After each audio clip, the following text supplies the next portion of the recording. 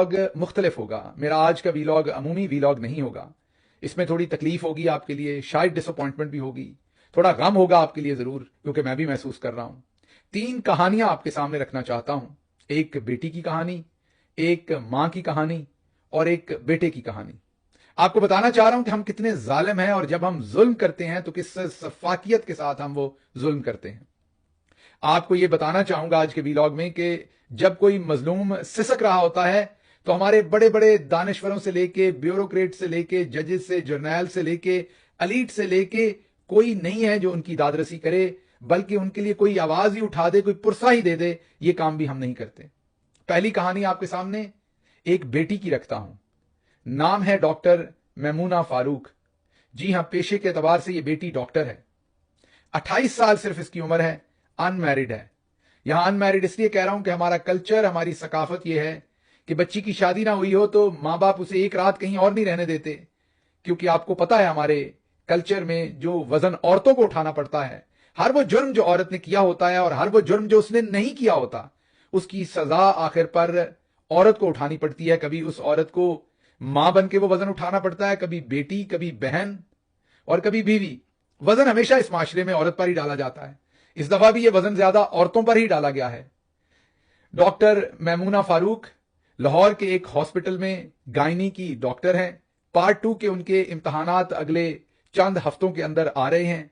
10 साल से वो बच्ची मेहनत कर रही थी कि वो गायनी स्पेशलिस्ट बनेगी, और बदकिस्मती उसकी ये कि 9 मई को वो उस इलाके से गुजर रही थी जहां पर 9 मई का वाकया बनाया गया उस वक्त की हुकूमत की तरफ से, और फिर उस वाकये के अंदर मासूम लोगों को फंसाया गया। मॉडल टाउन के इलाके की रहने वाली डॉक्टर मैमूना फारूक हॉस्पिटल के अंदर गायनी वार्ड के अंदर एक प्रोसीजर कर रही थी, डिलीवरी कर रही थी, जब नर्स ने भागते हुए अंदर आके उनको बताया कि मैमूना के बुजुर्ग वालिद को पुलिस उठाकर ले गई है, क्योंकि वो मैमूना को ढूंढ रहे हैं, और उठाते हुए पुलिस ने शदीद तशद्दुद भी किया है। मैमूना फारूक बताने वालों को बताती हैं कि वो उस टाइम स्टिचेस कर रही थी।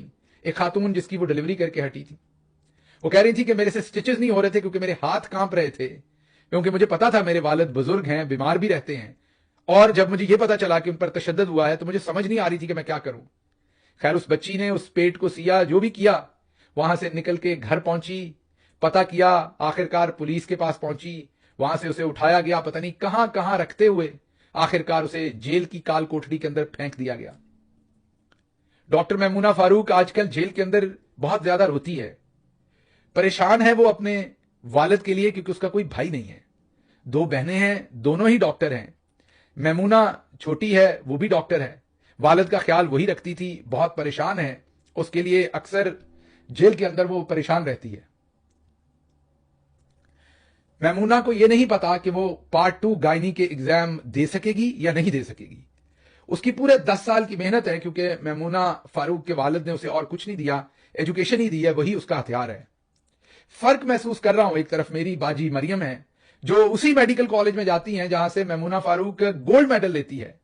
उसी मेडिकल कॉलेज में तमाम मजामीन में हमारी मरियम बाजी फेल होती है, और कॉलेज मिन्नत करके उनको वहां से भेजता है, क्योंकि बाप बहुत ताकतवर होता है। जब वो मेडिकल कॉलेज में होती हैं तो एक प्रिंसिपल को वो खा जाती हैं, सिर्फ इसलिए कि वो उनकी नालायकी के ऊपर पॉइंट आउट करता है। लेकिन आज हमारी वो बहन, मरियम भी हमारी बहन है, वो हमारी नालायक बहन जो एक मजमून पास नहीं कर सकी मेडिकल कॉलेज के अंदर, आज वो इस मुल्क की अन्नदाता है, इस मुल्क की रानी है। उसके आंख के इशारे के ऊपर लोग जेलों के अंदर कैद होते हैं और छूटते हैं। उस रानी की आंख के इशारे के ऊपर लोगों की जिंदगियों के फैसले होते हैं।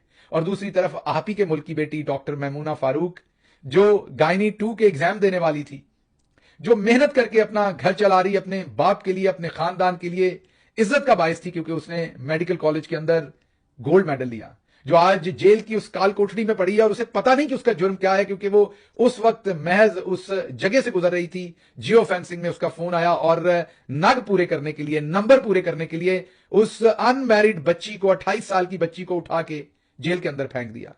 पहले उसके वालिद को उठाया, जैसे मैंने बताया। समझ मेरी से बाहर है कि ये जुल्म है क्या। कोई मोहम्मद बिन कासिम नहीं है। हमें तो बताया गया था कि 712 में जब उसने सिंध को फतह किया तो एक नाहीद नामी अरब बच्ची थी जिसने खत लिखा था, ہسٹورین بتائیں گے اس میں کتنا سچ ہے، لیکن جو تاریخ ہمیں اسکولوں میں پڑھائی گئی وہ تو یہی تھی کہ محمد بن قاسم ایک بچی کے، ایک بیٹی کے خط کے اوپر آ کے اس نے پورے علاقے کے اوپر حملہ کر دیا اور راجہ داہر کو شکست دی۔ بہرحال پتہ نہیں جنہوں نے یہ سب کچھ کیا ان کو یہ تاریخ پڑھائی گئی تھی کہ نہیں، یا وہ یہ تاریخ بھول گئے ہیں، یا پھر اب تو مجھے لگتا ہے کہ شاید محمد بن قاسم نے یہ کیا ہی نہیں تھا، یہ سب فراڈ تھا جو ہمیں بتایا گیا تھا۔